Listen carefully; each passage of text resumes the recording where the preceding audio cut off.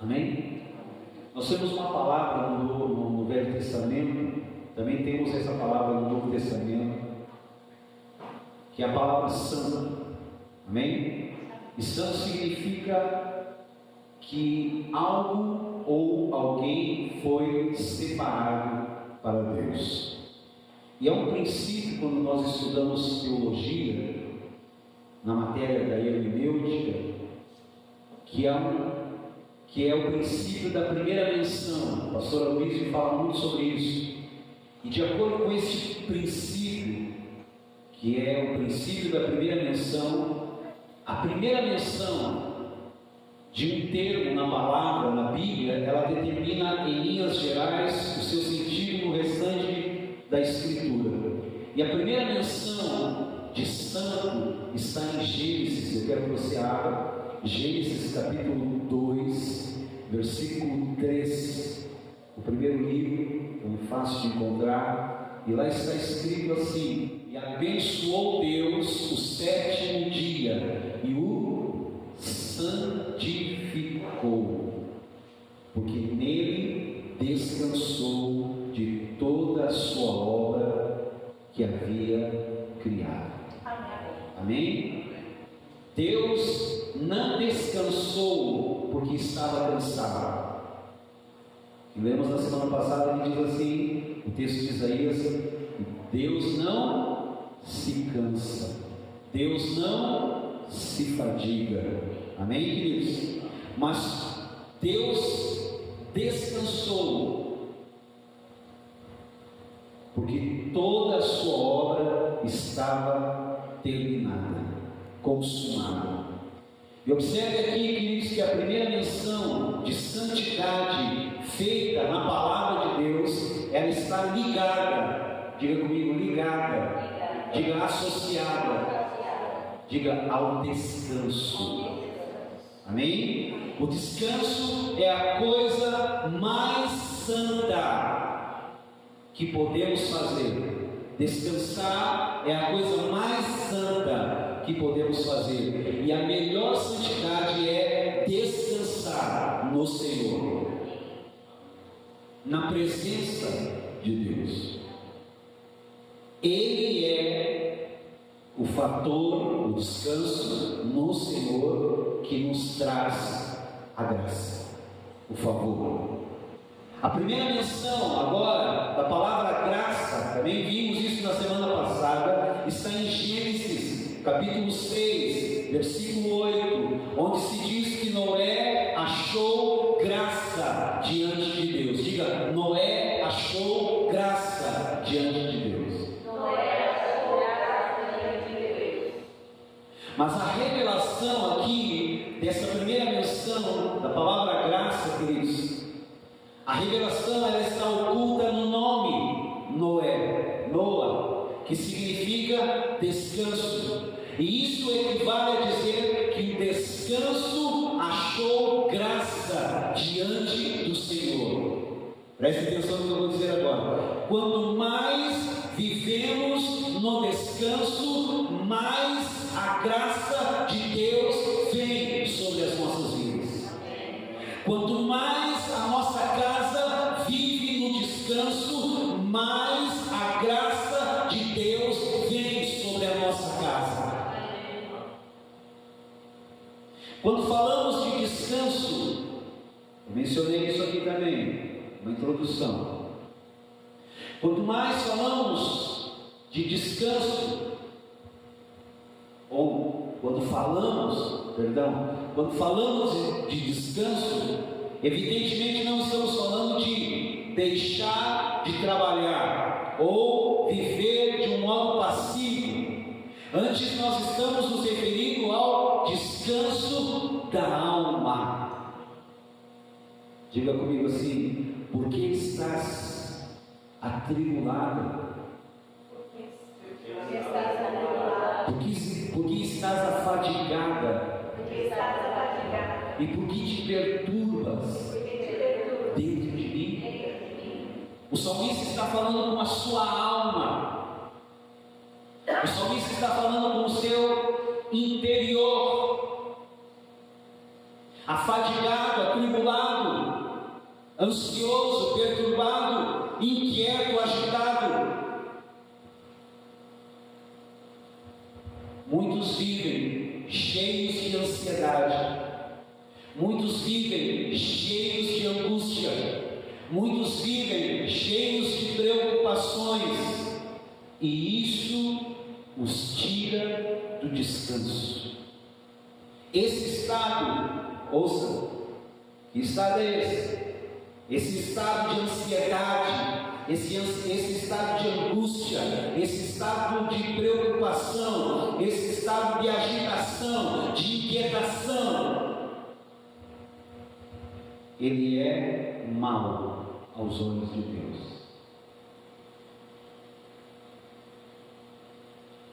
Ouça, Deus deseja que nós vivamos no descanso.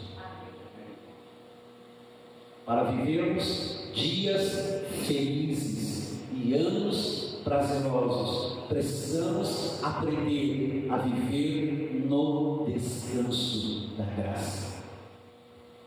Abra comigo Hebreus capítulo 4, versículo 9 ao versículo 11. Olha o que diz esse texto, irmãos. Portanto, resta ainda um descanso para o povo de Deus, porque aquele que entrou no seu descanso, ele próprio descansou de suas obras, como Deus das suas. Procuremos, pois, entrar naquele descanso, para que ninguém caia no mesmo exemplo de desobediência. Deus descansou porque toda a sua obra estava terminada. E Ele está nos dizendo que nós devemos ter a mesma atitude.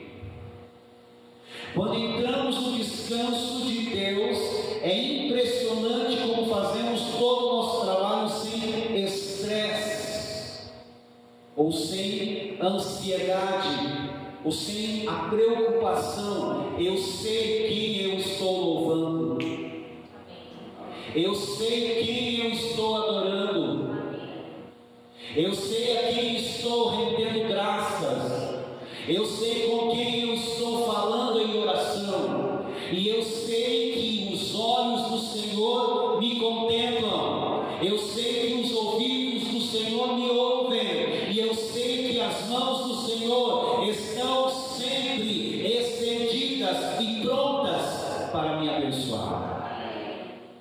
Mas quando nós estamos perturbados, inquietos, agitados, ansiosos, afadigados, nós estamos preocupados com o que está na nossa periferia, com o que o irmão está fazendo, com o que a irmã está fazendo, ou quem está ou quem não está. Eu só sei de uma coisa: Deus está. E Ele é a pessoa mais importante deste lugar. Amém, irmãos? Aleluia. A ordem do Senhor é que nos esforcemos para entrar no descanso. E esse é o único lugar no Novo Testamento, na Nova Aliança, onde se afirma que nós devemos nos esforçar. Mas veja que o esforço é no descanso.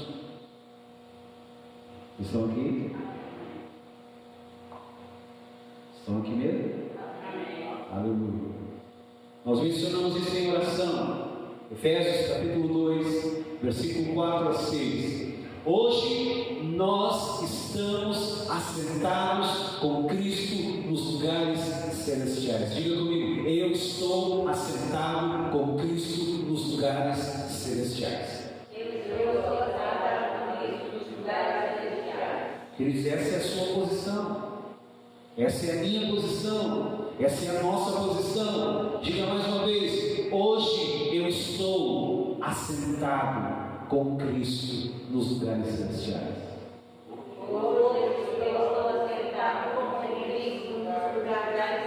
Amém? Dessa mesma forma que você está, não é mais tranquilo? Você não está numa posição assentada, numa postura de descanso?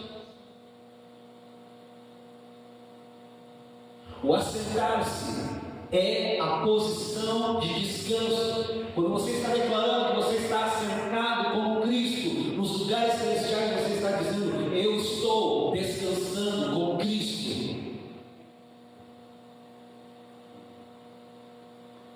Assentar-se é a posição de descanso, e é dessa posição que a autoridade do trono é liberada. Efésios capítulo 2, versículo 4 a 6 diz assim: mas Deus, que é riquíssimo em misericórdia, pelo seu muito amor, que nos amou, estando nós ainda mortos em ofensas, nos vivificou juntamente com Cristo. Pela graça sois salvos, e nos ressuscitou com Ele e nos fez assentar nos lugares celestiais em Cristo Jesus. É maravilhoso, ouça, queridos, saber que Deus é rico. Deus é rico, diz o texto, em bondade e misericórdia. Deus é rico, igreja, em bondade e misericórdia. E bondade e misericórdia nos seguirão todos os dias das nossas vidas. O texto não diz que Deus é rico em ira, que Deus é rico em irar-se, mas que Deus é rico em misericórdia. E por causa do seu grande amor, aleluia, Ele nos ressuscitou juntamente com Cristo e nos fez assentar com Cristo nos lugares celestiais. Ouça o que eu vou dizer. E nessa posição, como você disse aí por 2 vezes, hoje nós estamos assentados com Cristo, e o ato de sentar-se significa, ouça, que o trabalho foi terminado. Eles venceram, você venceu. No Velho Testamento, o sacerdote nunca sentava. E uma vez que no Velho Testamento o seu trabalho nunca terminava, o sacerdote repetia todos os dias os mesmos sacrifícios. Havia um ritual constante: sacrifícios às 9 horas da manhã, sacrifícios às 3 horas. Havia muitos móveis no tabernáculo, mas não havia uma cadeira, porque o sacerdote não podia sentar diante de Deus. É só você estudar no tabernáculo, você vai entender o que eu estou dizendo. Entretanto, Hebreus capítulo 10, versículo 11 a 13, em Hebreus diz que Cristo, aleluia, se Ele é, glorifique, o nosso sumo sacerdote, depois de ter feito a expiação pelos meus pecados, pelos teus pecados, pelos nossos pecados, o nosso sumo sacerdote, Jesus Cristo, assentou-se à destra, à direita do Pai. Agora eu pergunto: e por que ele se assentou? Porque a obra estava mais uma vez terminada. A verdade mais profunda, porém, é que nós estamos assentados com Ele. Você pode dizer isso? Eu estou assentado com Cristo nos lugares celestiais. Diga: acima de toda resistência e de toda oposição espiritual. Diga acima de todo principado, de toda potestade e de todos os poderes das trevas. Amém? Hebreus capítulo 10, versículo 11 a 13 diz assim, se você está lá me acompanhando: e assim todo sacerdote, olha o que o escritor de Hebreus está falando, e assim todo sacerdote aparece cada dia, ministrando e oferecendo muitas vezes os mesmos sacrifícios, que nunca podem tirar os pecados, mas este, ele está dizendo agora de Jesus, mas este sumo sacerdote, havendo oferecido para sempre um único sacrifício, o dele mesmo, pelos pecados, aquele que sem pecado, Deus o fez pecado por cada um de nós. A Bíblia diz, mas este, havendo oferecido para sempre um único sacrifício pelos pecados, agora está assentado à destra de Deus, e daqui em diante esperando até que seus inimigos sejam postos por escabelos debaixo dos seus pés. Eu vou perguntar: você sabe onde o diabo e todos os problemas e obstáculos que você tem enfrentado está agora?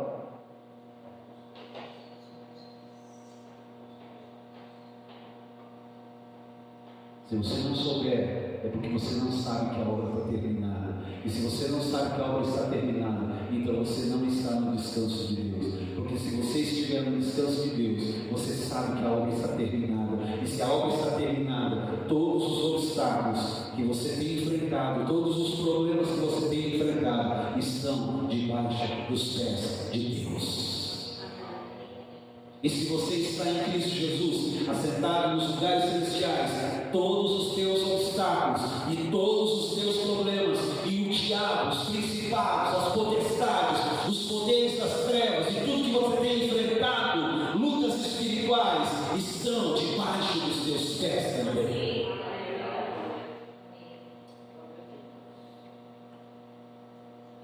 Eu vou dizer algo aqui para você glorificar a Deus, porque aquilo que eu creio é aquilo que eu falo.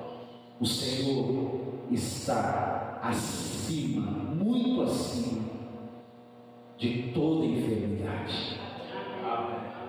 O Senhor está muito acima de toda maldição. O Senhor está muito acima de toda obra do maligno. E estamos, eu e você, nós estamos assentados com Ele na mesma posição. É o que a Bíblia diz. Amém? Mas ouça o que eu vou dizer. O diabo sempre, ele se coloca diante de nós para perguntar: o que você vai fazer a respeito dessa situação? O que você vai fazer a respeito dessa ou daquela situação? E a nossa resposta, olhe para a pessoa que está ao seu lado e diga assim: a sua resposta precisa ser qual? Qual? Vou sentar-me e descansar. Nesse horário que nós estamos agora, eu vou voltar para casa, vou deitar, vou dormir e Deus vai trabalhar no turno da noite. Deus está, ouça, Deus está pelejando as nossas batalhas. Deus está pleiteando as nossas causas. E Deus fará justiça, porque Jeová discípulo é o seu nome. Amém? Diga comigo: vou sentar e descansar. E ao fazer isso, queridos, nós estamos dizendo que não há nada a ser feito, porque a obra já foi consumada na cruz. E tudo o que Jesus Cristo conquistou na cruz é nosso direito, é nossa herança, e nós tomamos posse. Aleluia. Ouça, parece que a obra não está terminada, e muitos sentem que a obra ainda não está terminada, e incontáveis vozes dizem que não está terminada, mas você se senta e apenas declara: está consumado, tetelestai, Jesus venceu, e a minha vitória é a vitória de Jesus. Quando fazemos isso, algo acontece com a situação que estamos enfrentando, algo acontece com o obstáculo que está à nossa frente, algo acontece com as oposições que estão se levantando. O inimigo vai tentar, ouça irmãos, ao máximo tirá-lo dessa posição, pois ele sabe que enquanto você estiver nela, as bênçãos fluirão em sua vida. E quantos querem fluir das bênçãos? Então descanse. A vitória será sempre abundante e coisas extraordinárias acontecerão se você se mantiver na posição, assentado nos lugares celestiais, numa posição de descanso, não de inquietação, não de agitação, não de perturbação.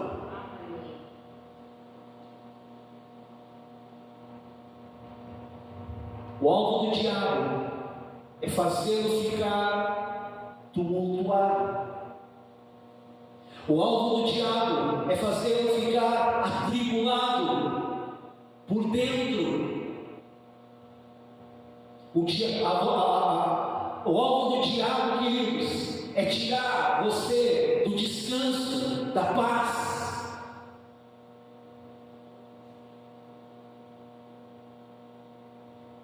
Por isso, precisamos nos esforçar para permanecer no descanso.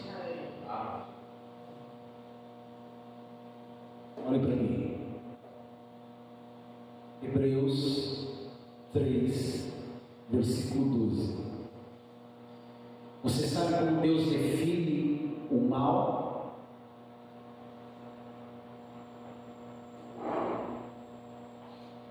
A palavra do Senhor diz que um coração perverso, um coração, ouça, de incredulidade, é o que nos impede de entrar no descanso. Um coração perverso e um coração de incredulidade. Eu digo assim: tudo que Jesus Cristo conquistou na cruz é teu direito, é tua herança, tome posse. Você não acredita que nesse pacote que eu estou dando para você está a tua cura, que neste pacote está a tua prosperidade, que neste pacote está a tua alegria, que neste pacote, querido, está a tua absolução de toda a maldição da condenação, da miséria, da enfermidade e da morte. Mas você não crê. Isso é mal aos olhos do Senhor. E isso nos impede, queridos, de entrar no descanso. Olha o que o texto diz, Hebreus 3,12. Tende, olha a advertência do escritor, tende cuidado, irmãos, jamais aconteça haver em qualquer de vós perverso coração de incredulidade que vos afaste do Deus vivo. Isso é Novo Testamento, isso não é Velho Testamento, isso é graça e dispensação do Espírito. A palavra perverso aqui é poneros no grego, e o seu significado primário, vou dar dois significados. O seu significado primário aqui, perverso, é cheio de labores, cheio cheio de aborrecimentos, cheio de fadigas, pressionado, atormentado pelos labores. O que é labores? Esforço, trabalho, inquietação. Eu tenho que fazer. Não posso ir na igreja hoje. Por quê? Por causa disso. Não posso ir na igreja no meio de semana. Por quê? Por causa disso. E nunca tem tempo de Deus por causa disso. Porque está vivendo cheio de labores, de aborrecimento, fadigado, pressionado, atormentado. O sentido secundário dessa palavra, perverso, poneiros, é o mal moral ou iniquidade. Contudo, veja o sentido primário, o sentido primeiro dessa palavra, que é justamente perder o descanso. Quando Deus diz, o que eu disse agora? Quando Deus diz que nós não devemos ter um coração perverso, está dizendo que não devemos rejeitar um coração que não tem descanso. Está dizendo que devemos rejeitar. Deus está dizendo que você deve rejeitar um coração que não tem descanso, que você deve rejeitar um coração de estresse, que você deve rejeitar um coração de preocupações, que você deve rejeitar um coração de ansiedade, que você deve rejeitar um coração cheio de medo e que você deve aceitar um coração cheio de paz. E isso é muito importante, e interessante, porque lá em Lucas capítulo 21, verso 34, o Senhor Jesus diz que a condição para sermos livrados da grande tribulação é ter um coração que não está embriagado com as preocupações, com as ansiedades dessa vida. Lucas capítulo 21, verso 34 diz assim: acautelai-vos por vós mesmos, para que nunca vos suceda que o vosso coração fique sobrecarregado com as consequências da orgia, da embriaguez e das preocupações deste mundo, e para que naquele dia não venha sobre vós repentinamente um laço. Estão aqui? Quantos vencedores nós temos aqui nessa noite? Amém. O vencedor é aquele que entra no descanso. Quantos vencedores eu tenho aqui nessa noite? Amém. O vencedor, portanto, é aquele que entra no descanso. Graça e paz, igreja vencedora. Ouça, eu falei algumas coisas semana passada, estou reafirmando muitas delas. A Canaã, lembra daquele corinho lá? Caminhando vou para Canaã, caminhando para Canaã, caminhando vou para Canaã. Glória a Deus, caminhando eu vou para Canaã. Se você não vai, não impede a mim. Se você não vai, não impeça a mim. Se você não vai, não impeça a mim. Glória a Deus, caminhando eu vou para Canaã. Tem mais uma parte? Certo? Amém? A Canaã. Não sei, quando você cantava esse cântico, o que você pensava que era Canaã. Eu falei a semana passada aqui. A Canaã, na qual nós somos desafiados e cantamos que estamos caminhando para ela. Glória a Deus, caminhando. Eu vou, e temos que chegar nela. A Canaã, na qual somos desafiados a entrar no Novo Testamento, é o descanso. Vocês estão aqui? Aleluia.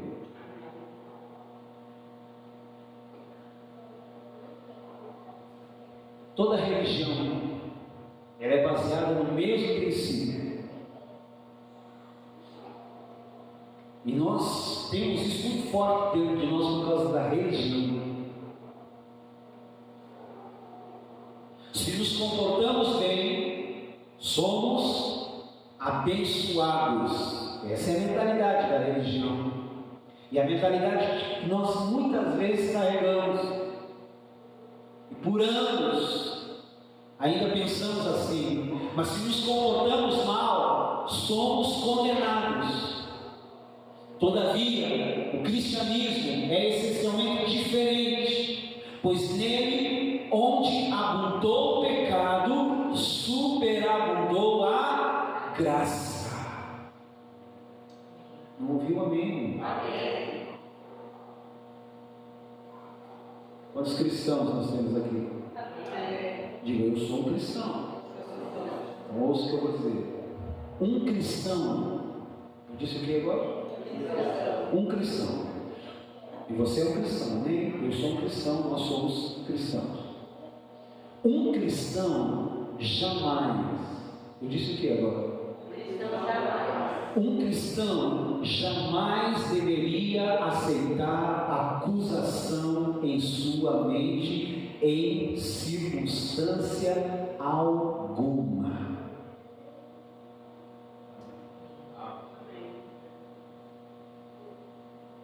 Por quê?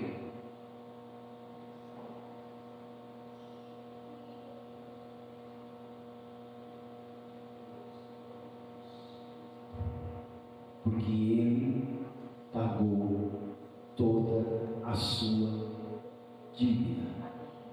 E aquilo que Ele está te acusando nesse exato momento, Ele já pagou. Aquilo que te torna indigno, muitas vezes, de levantar as mãos, Ele já pagou. Aquilo que te faz acusar o outro, saiba que aquilo que você acha que é pecado na vida do outro, Ele já pagou.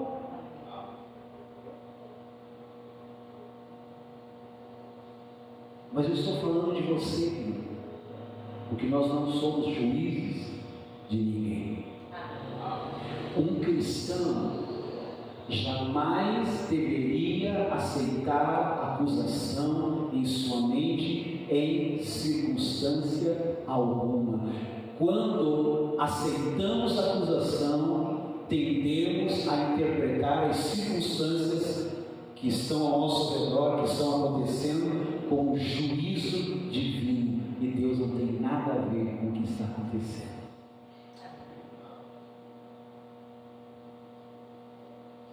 E quando olhamos essas circunstâncias, interpretamos as circunstâncias como um juízo divino, começamos a perder a paz.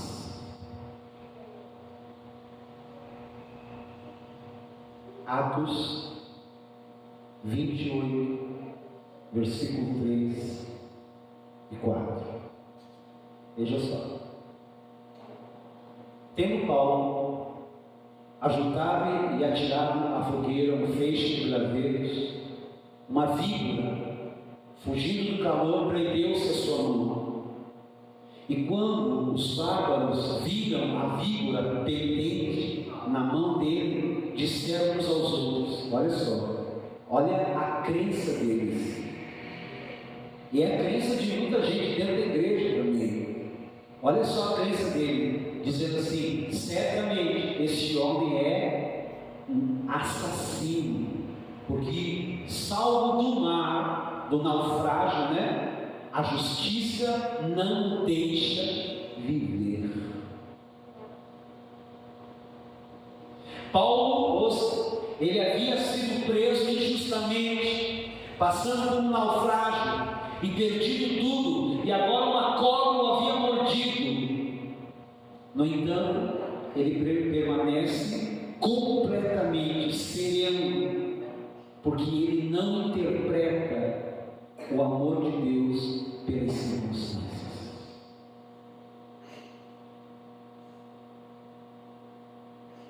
Como nós interpretamos. Mesmo que venha o mal, ele sabe que Deus pode transformar as suas ditas tragédias em bênçãos. Mesmo que venha o mal, ele sabe que Deus pode transformar o seu lamento em festa. Mesmo que venha o mal, ele sabe que Deus pode transformar o amargo em doce. Ele sabe que Deus pode transformar o mal para o bem. Porque todas as coisas cooperam para o bem daqueles que amam a Deus. Os bárbaros, por outro lado, seguiam a teologia comum a toda a religião e viam o mal sempre como um castigo divino. E qualquer religião, numa situação assim, entra em desespero. Mas Paulo saiu dali, de toda aquela situação, não caiu morto como ele esperava que ele cairia. Paulo saiu dali e foi usado para curar todos os enfermos daquela ilha de Malta. Amém? Glória a Deus. O medo é o outro instrumento. A condenação é uma. Agora, o medo é o outro instrumento maligno que nos tira da posição da paz e do descanso. Quando cedemos ao medo, nossa alma fica atribulada, nossa alma fica cansada. E muitos pensam, ouça, que o sofrimento de Jó durou a vida toda de Jó. Mas isso não é verdade. Os mestres estudiosos da palavra de Deus dizem que não foi mais do que 9 meses. E a Bíblia nunca diz que devemos considerar o sofrimento de Jó, mas o seu fim, diz o texto de Tiago 5:11. Alguns dizem que são como Jó. Então esteja certo, se você se diz como Jó, esteja certo de que você vai ser abençoado como ele foi no fim dos 9 meses. Amém. Em Jó 3:25, vamos ler esse texto? Uma parte dele que nós mencionamos muito ao longo desses anos, mas ele diz assim, Jó 3:25: aquilo que temo me sobrevém, e aquilo que receio me acontece. A verdade, porém, queridos, desse texto de Jó 3:25, a verdade, porém, é que o medo possui uma raiz mais profunda. E na minha infância, talvez essa seja a raiz: a condenação, a incerteza de você não saber para onde você vai passar a eternidade. No capítulo 1 do livro de Jó, nós vemos Jó, oferecendo sacrifícios. Mas por que ele estava oferecendo? Porque ele temia que ele tivesse pecado, ele temia que seus filhos tivessem blasfemado contra Deus. O texto que nós vamos ler não vai falar isso. Jó capítulo 1, versículo 5 diz assim: decorrido o turno de dias de seus banquetes, chamava Jó seus filhos e os santificava. Levantava-se de madrugada e oferecia holocausto segundo o número de todos eles, pois dizia: talvez tenham pecado os meus filhos e blasfemado contra Deus em seu coração. E assim o fazia Jó continuamente. E o que nós temos aqui, queridos, é um homem que vivia debaixo de acusação, um homem que vivia debaixo de medo. Podemos dizer que foi um sentimento de condenação e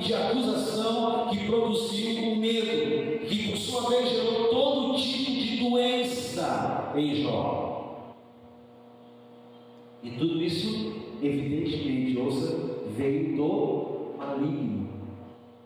Nós precisamos sempre nos lembrar de que o nosso problema, ouça isso, não é Deus, mas é o acusador que nos importuna o tempo todo. Amém?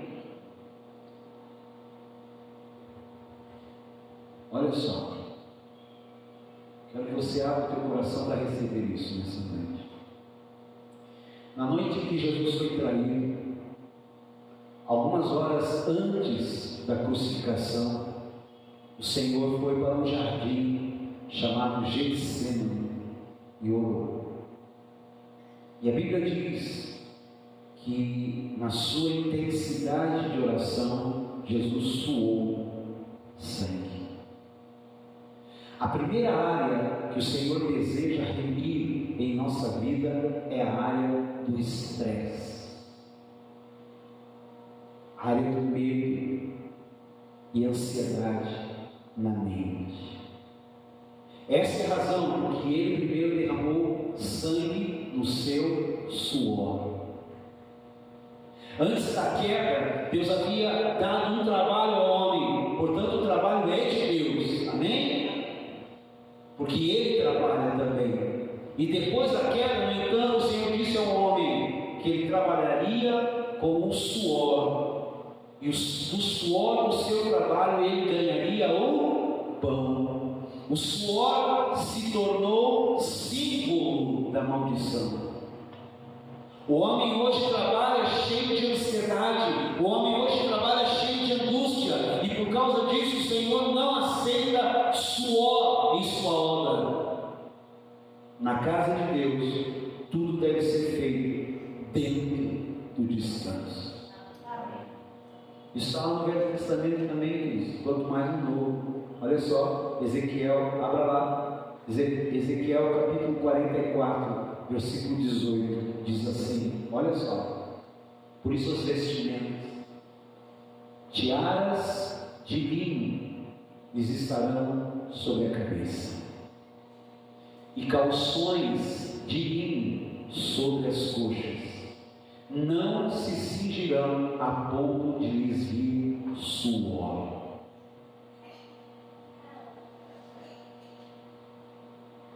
Amém? Ele sabia, Jesus, que dentro de algumas horas, ao levantar-se do Getsemane, depois de ter suado gotas de sangue, Jesus sabia que ele morreria, por isso ele fez duas promessas. Amém, amados? Glorifique a Deus por elas. A primeira, um consolador, que nos ensinaria todas as coisas, que estaria conosco todos os dias, que nos ensinaria não somente as verdades doutrinárias da palavra, mas nos ensinaria como ser bons pais, bons cônjuges, como prosperar, como lidar com os problemas e tudo que precisamos. João capítulo 14, verso 26 diz assim: mas o Consolador, o Espírito Santo, a quem o Pai enviará em meu nome, esse vos ensinará todas as coisas e vos fará lembrar de tudo que vos tenho dito. Deixe-vos a paz, a minha paz vos dou, eu não vou a dou como o mundo a dá. Não se turbe o vosso coração, nem se atemorize. Aleluia. A segunda promessa, queridos, glorifique a Deus, que Ele nos fez, foi nos dar a sua paz. Imagine um homem rico, olhe para mim agora. Imagine um homem rico, à beira da morte, e esse homem deseja nos dar alguma coisa. Ele certamente daria o seu bem mais precioso. Vocês estão aqui? E foi exatamente isso que o Senhor fez ao nos deixar a sua paz. A sua paz é um senso de segurança a sua paz é seguridade, a sua paz é prosperidade, a sua paz é felicidade.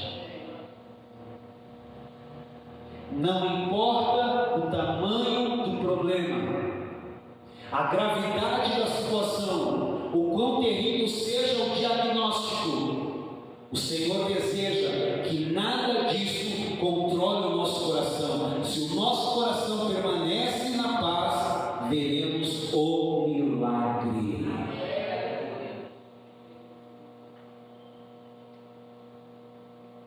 Quantos aqui já leram o Novo Testamento, pelo menos assim, os livros, as cartas? Qual que é a saudação do Novo Testamento? Paz de Deus. É essa a saudação? Sempre Jesus dizendo assim, né? A tradução seria Shalom, mas Jesus dizendo paz seja convosco. Mas há uma saudação no Novo Testamento, Paulo escreve essa saudação dizendo graça e paz. Está escrito na Bíblia: graça e paz a vós outros, graça e paz seja convosco, graça e paz.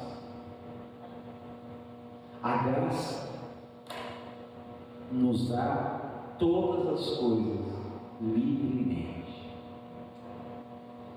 porque o sangue de Jesus pagou todo o preço, e tudo aquilo que Jesus pagou é nosso direito, é nossa herança, e nós somos nós.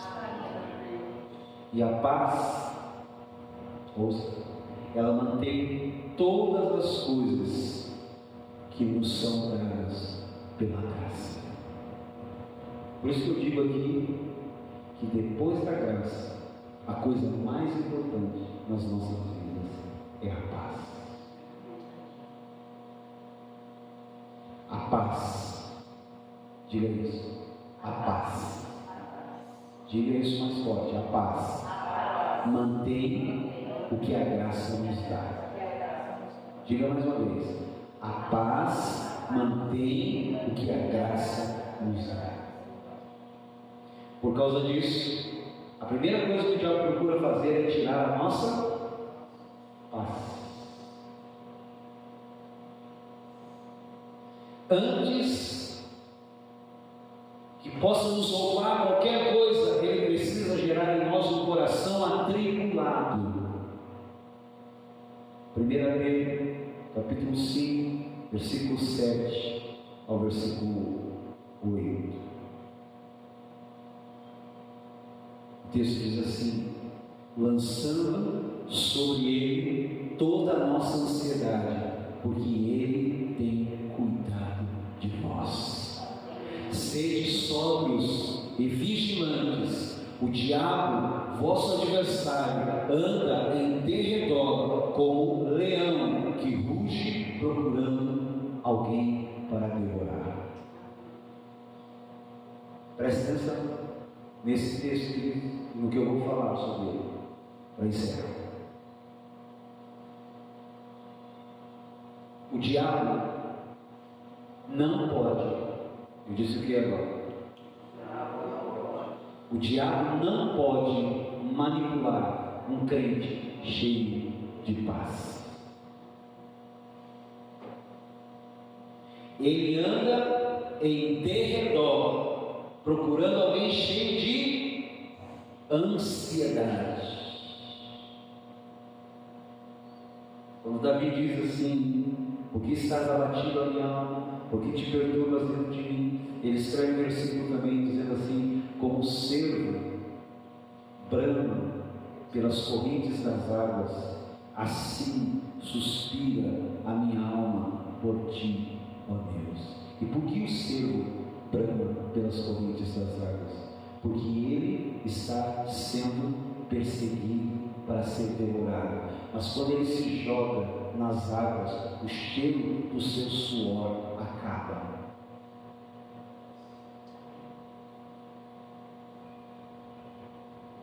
O diabo consegue sentir o cheiro da nossa ansiedade.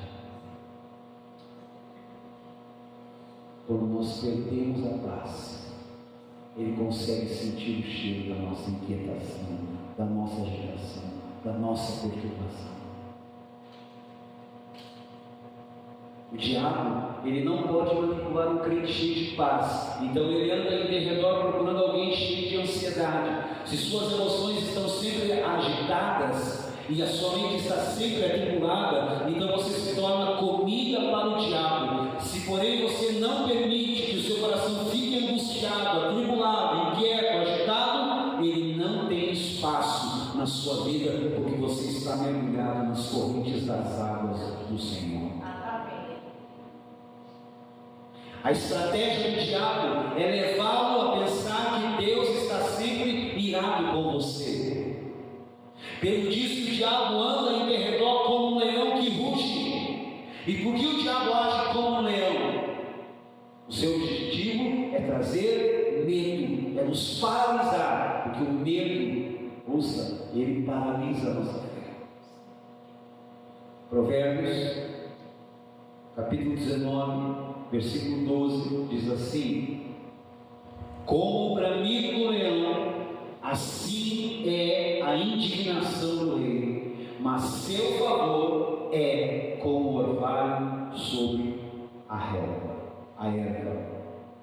Este rei é o Rei Jesus. Amém? E a sua ira é como o bramido do leão. Ele, porém, não está rugindo contra nós, e sim contra o inimigo. O seu favor é como orvalho sobre nós. Aleluia. Se você já assistiu algum documentário naquele canal Discovery Channel sobre o mundo dos animais, você pode ver que os leões, eles não rugem quando caçam. Na verdade, eles se aproximam da presa com muito cuidado e muito silêncio. Mas eles rugem quando eles querem assustar. A Bíblia diz que o diabo ele anda ao nosso derredor e ruge como um leão. Ele está rugindo para nos assustar, para gerar em nós a perturbação, o medo, para nos paralisar. Quando o diabo ruge como um leão, ele está tentando imitar o Senhor, a fim de fazer parecer que Deus está irado conosco. Porque a ira do rei é como o rugido do leão. Ele quer, dessa forma, deixar-nos angustiados. O rugido do diabo está mentindo sobre Deus estar irado conosco. Acreditar no rugido do diabo faz com que muitos crentes fiquem incapacitados. Estão aqui? Eu quero que você se levante para descansar na graça. Diga: eu me levanto nessa noite para descansar na graça. Diga: para tomar posição assentada nos lugares celestiais em Cristo Jesus, acima de toda a resistência e acima de toda oposição espiritual. Eu quero declarar nessa noite que a vitória do Senhor Jesus é a minha vitória.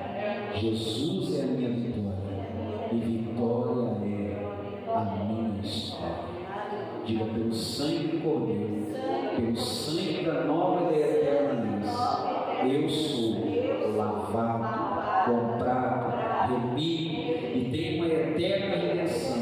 Eu tenho perdão, santificação, justificação, livre acesso diante do trono da graça, a fim de alcançar bondade e misericórdia em tempo oportuno. E por este sangue eu sou livre de toda a culpabilidade, e por este sangue eu tenho vitória, em nome de Jesus. Amém, amado? Pode sentar na presença de Deus, aplauda a palavra de Deus.